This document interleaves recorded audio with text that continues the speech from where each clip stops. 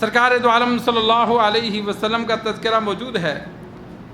صحابہ آپس میں باتیں کر رہے تھے، مذاکرہ کر رہے تھے۔ آپ صلی اللہ علیہ وسلم تشریف لائے، قریب ہوئے تو آپ صلی اللہ علیہ وسلم نے سنا کہ بعض صحابہ یہ کہہ رہے تھے کہ ابراہیم خلیل اللہ ہے، بعضوں نے کہا موسیٰ کلیم اللہ ہے، ابراہیم اللہ تبارک و تعالیٰ کا خلیل دوست ہے،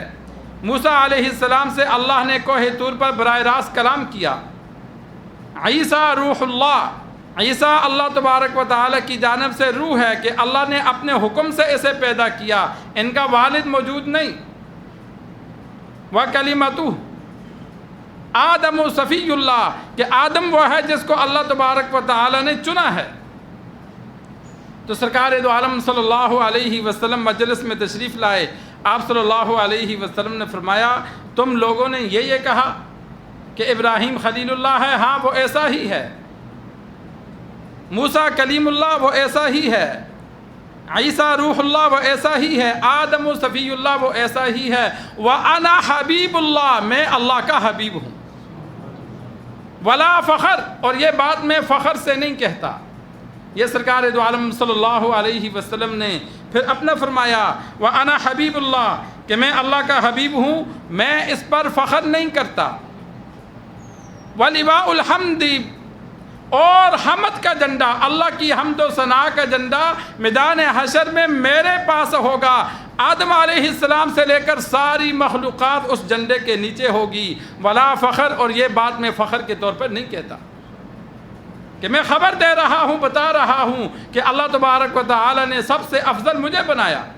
کل قیامت والے دن اللہ کی حمد کا جھنڈا میرے پاس ہوگا، اور تمام مخلوقات آدم علیہ السلام سے لے کر قیامت تک آنے والے وہ میرے جھنڈے کے ماتحت ہوں گے،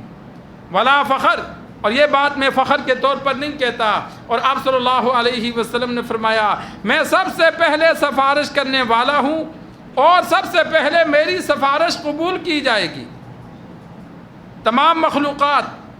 جب قبروں سے اٹھیں گے، سورج 1 میل کے فاصلے پر ہوگا، 2 قدم رکھنے کی جگہ ملے گی، سب ننگے بدن ہوں گے، بغیر ختنہ کے ہوں گے، جسم کے جتنے ناخن اور بال کاٹے پوری زندگی میں وہ جسم پر موجود ہوں گے، آنکھیں اوپر کو اٹھی ہوں گی، کوئی دوسرے کو دیکھ نہیں سکے گا سوائے چند اشخاص کے، چند لوگوں کے جن کو اللہ تبارک و تعالی انبیاء کرام کے ساتھ عرش کا سایہ نصیب فرمائے گا، ان کے علاوہ ساری مخلوق اس حال میں ہوگی، اور شدت عذاب اتنا ہوگا، تکلیف اتنی ہوگی کہ ہر بندہ تڑپے گا کہ حساب و کتاب ہو، آگے جو ہوتا ہے دیکھی جائے گی۔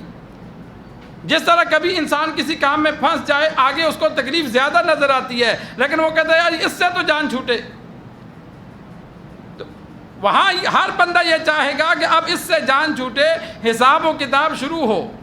حدیث میں موجود ہے اللہ کی قدرت کا نظارہ اس وقت لوگ دیکھیں گے کہ ایک بندہ گناہوں میں ملوث تھا، کافر تھا، مسلمان کے ساتھ کھڑا ہے، مسلمان پہ پسینہ نہیں ہوگا، اور کافر کے کانوں تک پسینہ ہوگا، اور زمین میں 70 گز نیچے تک چلا جائے گا۔ جس طرح زمین کے اوپر پانی رکھو، ہمارے ہاں 1 گز تک پانی کا اثر جاتا ہے، چاہے تالاب کیوں نہ ہو، تالاب کو اوپر سے خشک کرو، نیچے 1-2 گز میں پانی رک جاتا ہے، زمین خشک نکل آتی ہے،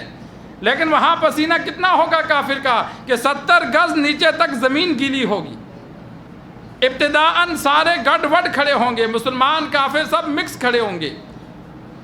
جب حساب و کتاب شروع ہوگا تو اس وقت اعلان ہوگا وَامْتَازُوا الْيَوْمَ أَيُّهَا الْمُجْرِمُونَ، اے مجرموں اب علیحدہ ہو جاؤ۔ پھر کفار الگ، پھر کفار میں ہر کفار کا جو ٹولہ ہے، یہود الگ، عیسائی الگ، مسلمانوں میں جو گناہگار ہیں ان کی ٹولیاں الگ ہو جائیں گی، چور الگ، زانی الگ، ڈاکو الگ، بے نمازی الگ، پھر مجرموں کو علیحدہ کر دیا جائے گا، لیکن ابتداءً اکٹھے ہوں گے تو کوشش کریں گے کہ کس کو سفارشی بنائیں۔ آدم علیہ السلام کے پاس جائیں گے، نوح علیہ السلام کے پاس جائیں گے، ابراہیم علیہ السلام کے پاس جائیں گے، موسیٰ علیہ السلام کے پاس جائیں گے، عیسیٰ علیہ السلام کے پاس آئیں گے، تمام انبیاء معذرت کریں گے کہ آج اللہ اتنے غصے میں ہے کہ اس سے پہلے کبھی نہیں ہوا، ہمیں جرأت نہیں، عیسیٰ علیہ السلام مشورہ دیں گے سرکار دو عالم صلی اللہ علیہ وسلم کا، تو لوگ جمع ہو کر آپ صلی اللہ علیہ وسلم کے پاس آئیں گے کہ یا رسول اللہ، اللہ سے دعا کیجئے، اللہ سے سفارش کیجئے۔ آپ صلی اللہ علیہ وسلم فرمائیں گے ہاں میں اس کا اہل ہوں، میں کر سکتا ہوں۔ ایک خاص مقام ہوگا جہاں کسی کو جانے کی اجازت نہیں ہوگی، آپ صلی اللہ علیہ وسلم اللہ سے اجازت طلب کریں گے، اللہ وہاں جانے کی اجازت دے گا۔ آپ صلی اللہ علیہ وسلم نے فرمایا جیسے ہی میں جاؤں گا سجدے میں گر پڑوں گا اور اللہ کی ایسے حمد و ثنا، ایسی تعریف بیان کروں گا جو آج مجھے نہیں آتی، اس وقت مجھے اللہ سکھائے گا۔ پھر اللہ تبارک و تعالیٰ فرمائیں گے ارفع رأسک یا محمد اشفع تشفع سل توتا، اے محمد صلی اللہ علیہ وسلم سر اٹھائیے، آپ سفارش کیجئے، آپ کی سفارش کو قبول کیا جائے گا، آپ مانگیے آپ کو دیا جائے گا۔ تو سرکار دو عالم صلی اللہ علیہ وسلم اس وقت سفارش فرمائیں گے کہ یا اللہ مخلوق کا حساب شروع کیا جائے۔ تو یہ پوری مخلوق کو دکھلایا جائے گا کہ اس وقت جو فضیلت ہے وہ آپ صلی اللہ علیہ وسلم کو ہے، کوئی اور اس مقام پہ نہیں ہے، اسے مقام محمود کہتے ہیں۔ یہ اللہ تبارک و تعالی نے سرکار دو عالم صلی اللہ علیہ وسلم کو عطا کرنا ہے، آپ صلی اللہ علیہ وسلم کے لیے رکھا۔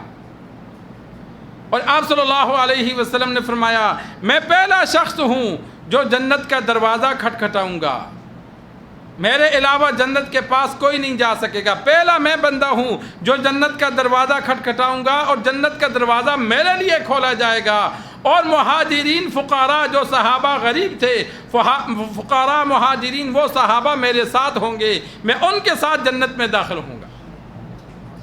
احادیث میں موجود ہے بلال رضی اللہ تعالی عنہ نے آپ صلی اللہ علیہ وسلم کی اونٹنی کی سواری کی مہار پکڑی ہوگی، آگے آگے وہ جائیں گے، سب سے پہلے قدم جنت میں بلال کا لگے گا، لیکن وہ بطور خادم کے ہوں گے۔ دروازہ تو آپ صلی اللہ علیہ وسلم کے لیے کھولا گیا، لیکن خادم تو آگے چلتا ہے جس نے سواری کو پکڑا ہوتا ہے۔ یہ اعزاز بلال رضی اللہ تعالی عنہ نے دین کی خاطر تکالیف برداشت کی تو رب نے اعزاز بھی کیسے دیا۔ دنیا میں بھی آپ صلی اللہ علیہ وسلم کا ساتھ دیا، آخرت میں بھی آپ صلی اللہ علیہ وسلم کا قرب اور ساتھ نصیب کیا۔ اور آپ صلی اللہ علیہ وسلم نے فرمایا میں اگلے پچھلے تمام لوگوں میں افضل ہوں، مجھ سے پہلے جو آئے ان میں بھی، مجھ سے بعد جو آئے ان میں بھی، میں سب سے افضل ہوں، ولا فخر، اور یہ بات میں فخر کے طور پر نہیں کہتا۔